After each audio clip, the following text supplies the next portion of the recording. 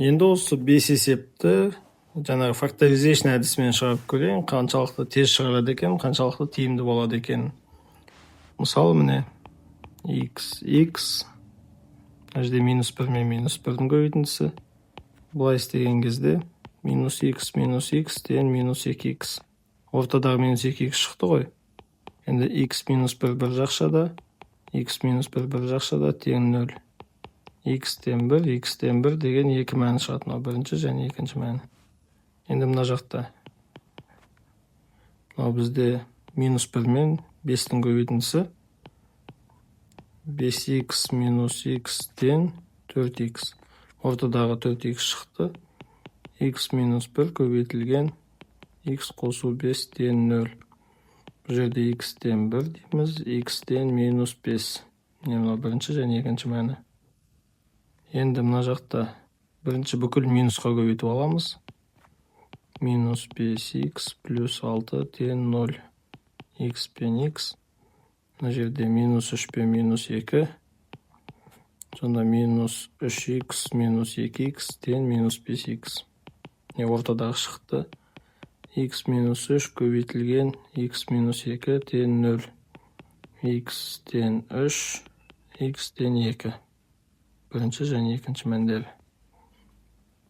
2x көбейту x. Так, мына жерде 1 мен -5.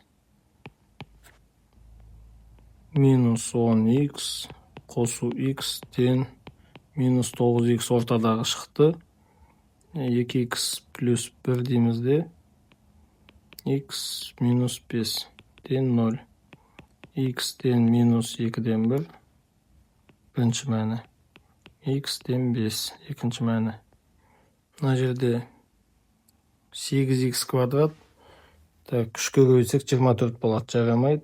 Мынаны, значит, 4x пен x деп аламыз. 2x. Мына жақтан 3-ті 2-ке көбейтсек 6. 4-ке қоссақ 10 болады. Значит, 3-ті 4-ке көбейту керекпіз.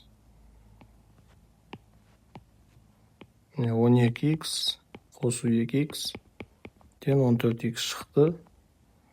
Онда 4x қосу 1-ді бір жақшаға. 2x қосу 3 тен 0.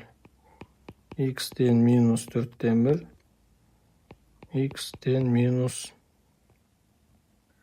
бөлі 2. Болды. Бірінші және екінші мәндері. Енді елестетіңіздерші, осы есепті дискриминантымен шығаратын болсақ, b квадрат -4 ac, b квадрат дегеніміз 14-тің квадрат қанша еді деп бір ойланамыз. 140, 196, 196 азайту 4 көбейтілген 8 көбейтілген 3.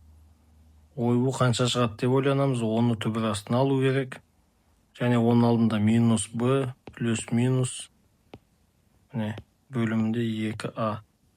Бұл калькулятормен шығарылатын есеп, дискриминантмен шығаратын болсақ, және өзімізге күрделендіріп аламыз. Ал мына factorization'ды қараңыз.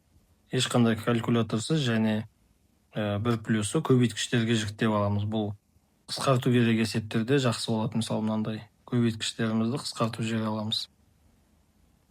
Жалпы болды осы factorization деген.